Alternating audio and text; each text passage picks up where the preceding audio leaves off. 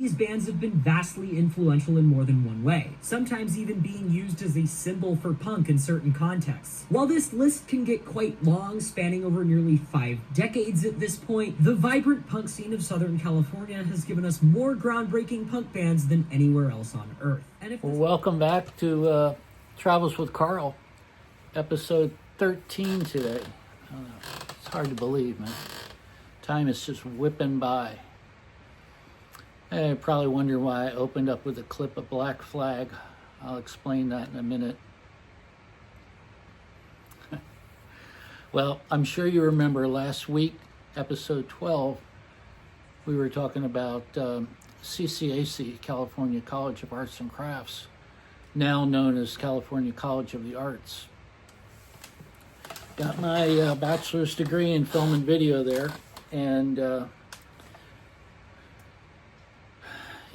my friend and I, 2 other friends of mine, and I were thinking, man, I don't want to just have my senior film show here in the auditorium, in the East Bay, and there's really nothing going on there, and I knew it was just going to be nobody there except for my other students from my school.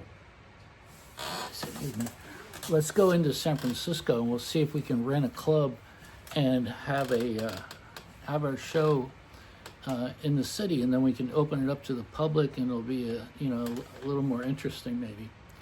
So, long story short, we started exploring places that would consider letting us have a film show, and that where we needed to get a video projector, and so we started exploring, and finally came down to the On Broadway Club.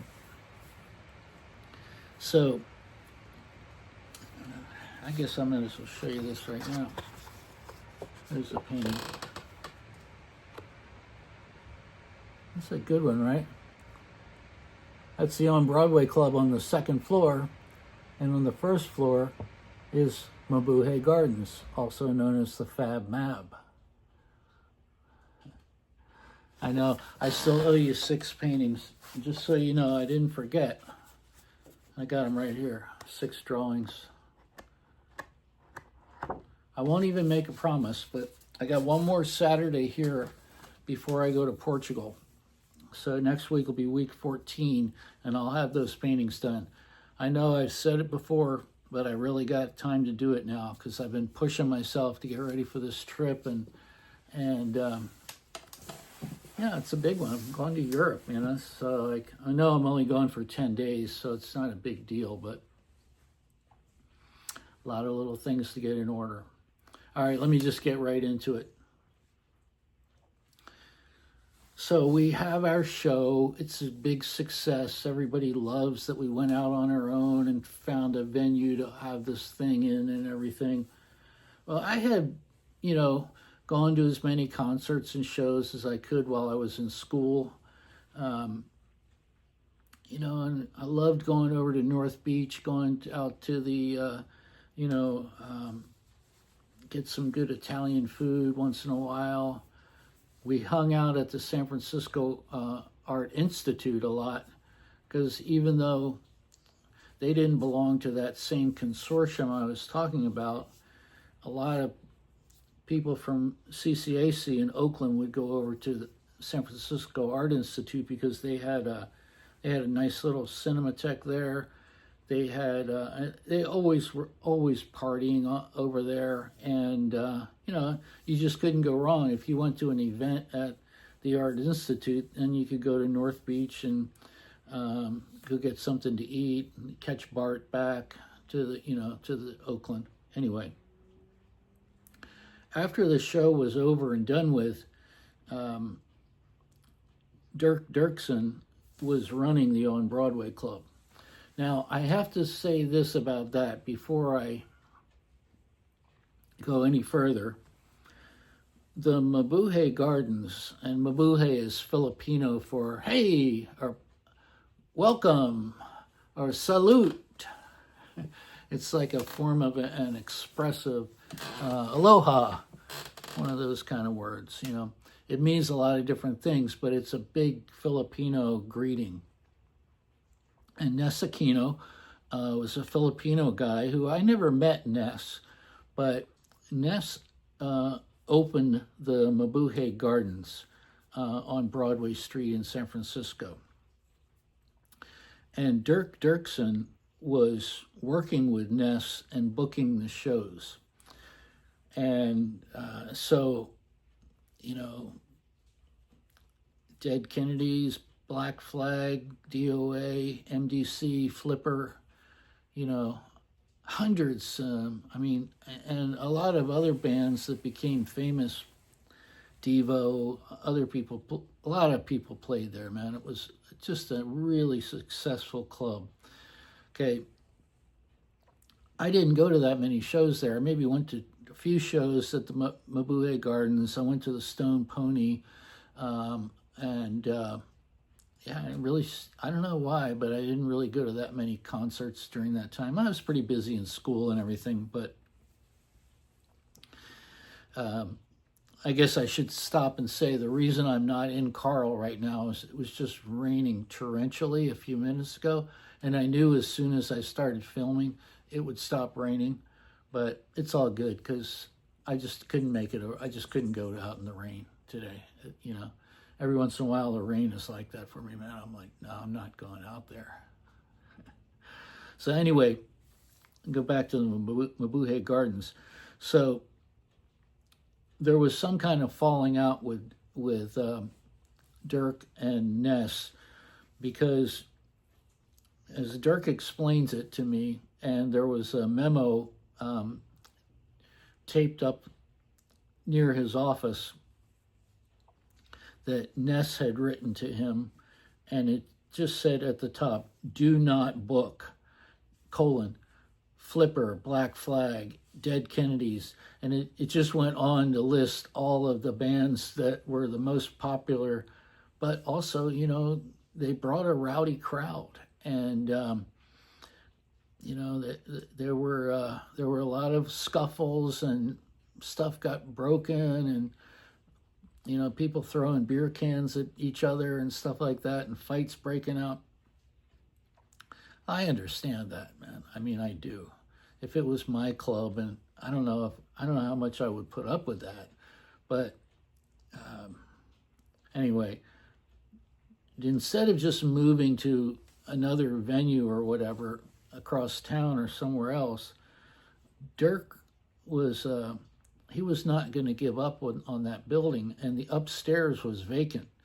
So he's like, fuck you, man. I'll just go upstairs. I'll just rent the upstairs and start another punk club right on top of this punk club. And that's exactly what he did. So after our film show at the On Broadway, I stayed in touch with Dirk, and I wanted to make music videos. He wanted to make music videos of the band. This is 1983. This is the year that MTV started. So I set out to make music videos. That was my goal. That was my hope. And work in this club in some capacity, you know, even if I didn't make much money, which I didn't, I would hang out with some incredible people, and I would spend what turned out to be one of the most wonderful years in my life. Okay, I had some ups and downs in it. It was a tough year, but so there you go. I'm hanging out with Dirk Dirksen, who is considered to be the godfather of punk rock on the West Coast. The Fab Mab and the On Broadway Club were like the CBGBs of New York. I mean, it was in LA, but for San Francisco and the Bay Area, it was a happening place. So I'm hanging out, working with Dirk, stuff around the club. We got quite half a dozen people, maybe 10, maybe 12 people working there. And as it turns out, none of the bands could afford to make any music videos, or it was, I never made a music video the whole time I was working there. Now, in hindsight, what I should have done is just hung a couple of cameras from the ceiling and just ran them and just taped everything that went on in there, because sometimes we would have 4 or 5 bands in one night, and the cover charge was usually under $10 to get in. And in this photograph here, in this painting here, I'm showing the entrance to the Mabuhay Gardens here and the entrance to the On Broadway Club here. It might have been further down here. Again, you're going to have to forgive me because this is 1983, 84 year. But in this alleyway right here, because when you went in the front door of the On Broadway Club, whichever door, wherever it was, you just immediately, there's a set of stairs going straight up into the theater. Well, that wasn't it wasn't a good set of stairs to try to load gear in. So in this alleyway, there was a fire escape that was like this, and then you release the connectors and it went down like this, and so you could go up these stairs. It was a lot wider and bigger steps, and you didn't have to worry about damaging the building or your equipment. So all the bands would load their gear in that way, and then after everybody's equipment was inside, they would raise the staircase, because otherwise you'd have people trying to get into the club from the second floor without paying to come in. And that's how wild it was, that even once we raised the scaffolding, or once we raised the fire escape or back door to the club, we still had to have somebody on that door, a bouncer on that door, because people would literally climb up pipes and stuff to try to get into the club for free. Everybody was broke. Everybody that came to this club, they were just broke ass punks. Really cool people, but nobody had any money. Like I said, even the bands didn't have any money, because most of the time they didn't have any record contracts or anything yet. And as soon as they did get money, they would go right to LA, and because LA is where all the filmmaking and all the video and all the music videos. And like I mentioned last time, probably was a huge mistake that after I graduated, I shouldn't have gone to work in the On Broadway Club. I should have just gone straight to LA, and but my life would have been very different, and I might not be making this this video today. But it was a really fun year of my life, and so many memories. But I opened with a scene of Black Flag because they were so notorious. But the Dead Kennedys was actually my favorite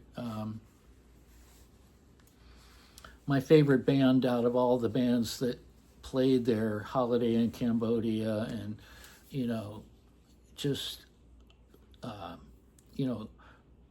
Jello Biafra.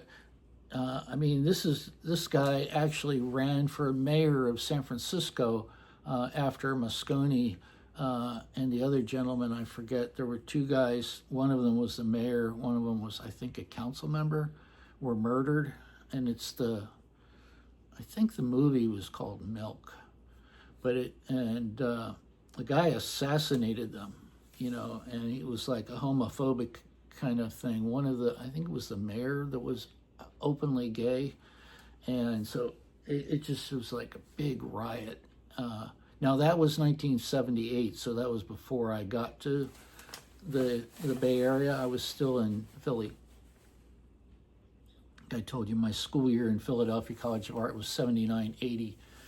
So, but Dirk actually helped Jello run for mayor, and I think he got like 7 or 8 thousand votes. He came in fourth place. He didn't come close to winning, but he did a little more than just throw his hat in the ring. He actually did a bunch of really good. And he was a very political guy. I mean, you can tell from everything. If you know the Dead Kennedys at all and you listen to their music and read their lyrics, like Holiday in Cambodia was all about Pol Pot. And, he was a humanitarian kind of guy and very socially, politically aware. In fact, Jello still does a podcast. In fact, I was just watching one where he was talking about Charlie Kirk. So if you want to see Jello Biafra, if you want to Google up the On Broadway Club or Mabuhay Gardens, you can see and learn a little bit more about that era of punk rock, of West Coast punk rock. Now, LA had its own scene, New York had its own scene, and San Francisco had its own scene, but of course, they all toured, and so if they could. And in fact, the Dead Kennedys, finally got big enough that they toured Europe, but they're still alive. A lot of them are still alive. Dirk has passed away. Dirk's uncle, I think it was Senator Dirksen, and Dirk was such an interesting guy. He told me that he had so much money for a while that he had a place on Rodeo Drive. He worked for Whammo, who created the Super Ball and the hula hoop and all kinds of other toys and stuff. I don't know what kind of sales and marketing job or whatever he had, but he said one time they gave him a Porsche Carrera for a perk, like a what do you call that? Like a bonus. And he said he was driving somebody else up in Tahoe, and they got it stuck in a snowbank. And he said he didn't even go back for it. He just walked away and left it there, and never went back for it. He's just like so much money going through his hands that But the reason I was brought up Senator Dirksen was Dirk came up with this idea for a childproof cap. And if you want to Google this up, you think, no, that's too outrageous. That couldn't be why we have childproof caps. No, but it's true. Dirk and somebody else came up with this idea for a childproof cap, and I want to say it was one of the Linkletters. But they said, well, if we get a bill passed making it mandatory for childproof caps, that's just a billionaire. And that's exactly what happened. They passed the law, made it mandatory that there was that all medications came with childproof caps. And Dirk got double crossed. And I guess Senator Dirksen probably didn't care because he had a lot of money, but Dirk was pretty upset about it. And he said that's why he thinks that the Linkletters had this bad karma energy, and that's why they had so many problems in their life.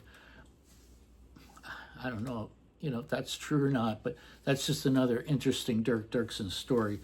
But Dirk really liked my energy and my music videos, and there were so many stories that I can't tell them all today because we're already at 18 minutes. But we would smoke pot. We didn't do any other, we personally didn't do any other drugs out in the open up there, but there was, of course the band was doing all kinds of drugs back in the green room, back in the backstage. There was all syringes laying on the floor. I mean, just crazy shit, right? But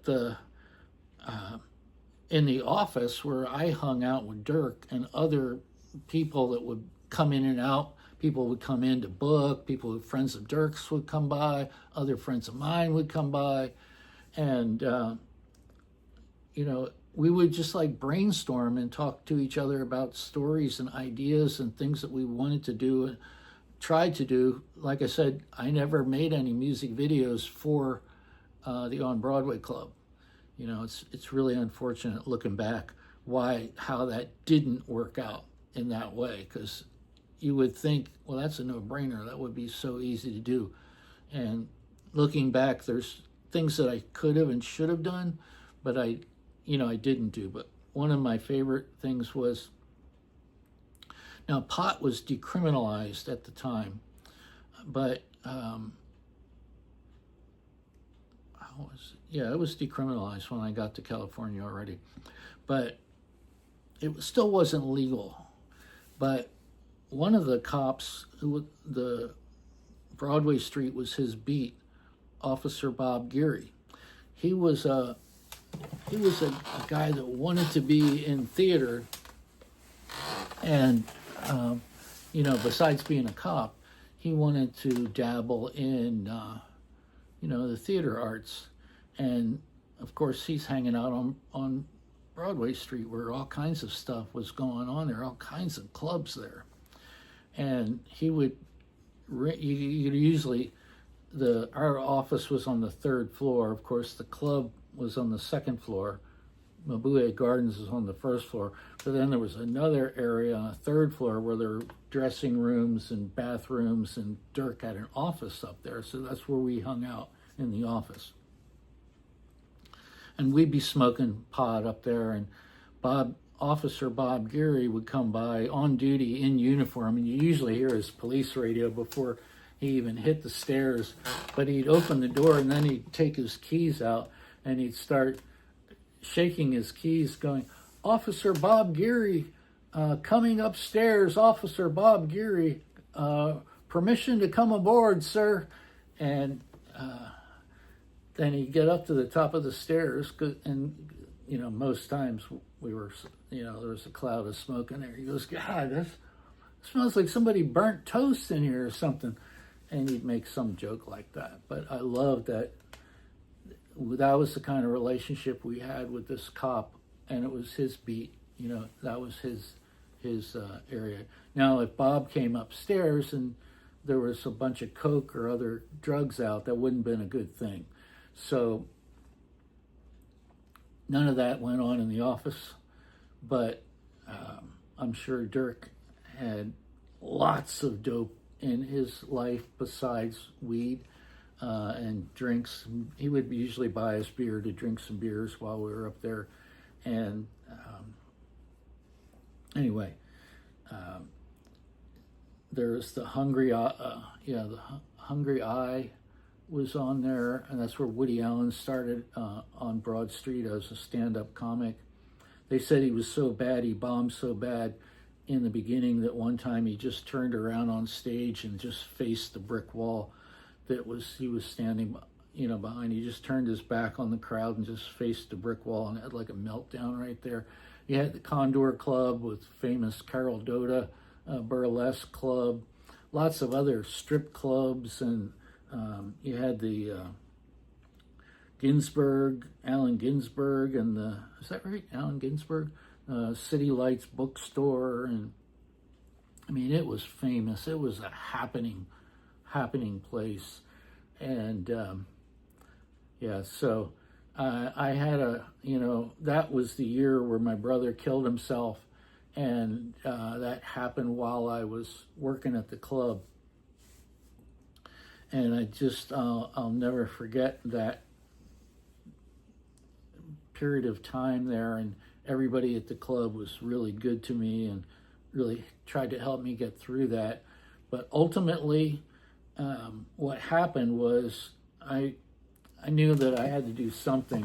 Of course, I went home to my brother's funeral and started drinking a lot. And I thought maybe I should throw myself into grad school, go back to school. And I started to do that. And then I realized that the best thing for me to do would just be to drop out and move to Hawaii. And that's what I did. And job number 14, we'll talk about that next Saturday. So I was, at this time in my life, I was 26 years old, right, in 83. Yep, November of 83, I would have turned 26 years old. So it was 83, 84. It was October of 84 when my brother took his life. So that's where the time period is, just so we can lock into dates. So I was a pretty young guy, so, it was, 40 years ago. But there's still a lot of stuff out there on, of course, when I worked there, we didn't have the internet yet. It's hard to imagine, right? We didn't have smartphones. We just barely had digital cameras. They were just coming out. And before that, everything, all the video cameras had tubes in them, and they were real expensive and easy to break. And like I said, the video editing equipment was astronomically expensive. But I guess that's it for the On Broadway Club today. You'll hear me talk about the club a lot more, because there's a lot more good stories that, you just can't fit them into one episode of Travels with Carl. The social political stuff, I'm going to leave it at rest today, except for I hope everybody that needs food stamps gets food stamps this week. And don't forget, vote blue. If there's anything you can do in this coming election, November, is vote blue. And let's try and get some of our power, some of our juice back. And we're all going to get through this somehow. It's not fun. It's not going to be easy, but it's something to remember, because we came that close to a dictatorship, to authoritarian. How comes I can't say that word today? Anyway, we don't need to be in the Third Reich, in America. So, like I said, we got one more Saturday to spend together here in the United States, episode 14. And you know where I'm going. I'm going to Hawaii, right? But then for that episode, we're not going to Hawaii. I'm not going to Hawaii, but that's where job number 14 takes place. Just to give you a little, oh yeah, don't forget,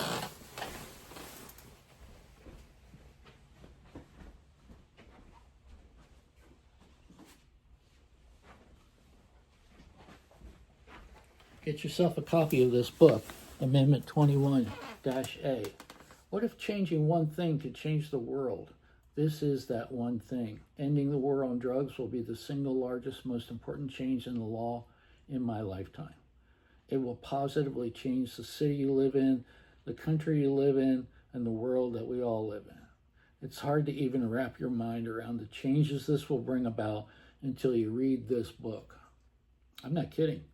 I think about all the unnecessary pain and suffering this war brought to us all, and I'm just glad I was able to stop it. Just say no, stand with Van Gogh against illegal prohibition. Look at this. You get this. You get an introduction. Look at that painting. I mean, that's the kind of quality artwork we're talking about. You get 8 other paintings, 8 short stories. They're all true stories about my lifetime. And go right to Amazon. See it right there, published by VanGogh.inc. That's my website, www.vangogh.ink. Get it? Like incorporated, only ink, like a printmaker. So, prints are going to be available for everything. And the originals are $500 a piece, framed, and the prints are $100 a pop, and I'm going to do 25 of each one. I'll even mail it right to you. So that's it, my friends. Let's ride. Surrounded by the bees, the birds and the breeze, his motor home in the woods where creativity sees. Sun will the boat, colors come alive on canvas. He paints, pressing on his drive with the spirits of the woods. He dances in delight, creating masterpieces every single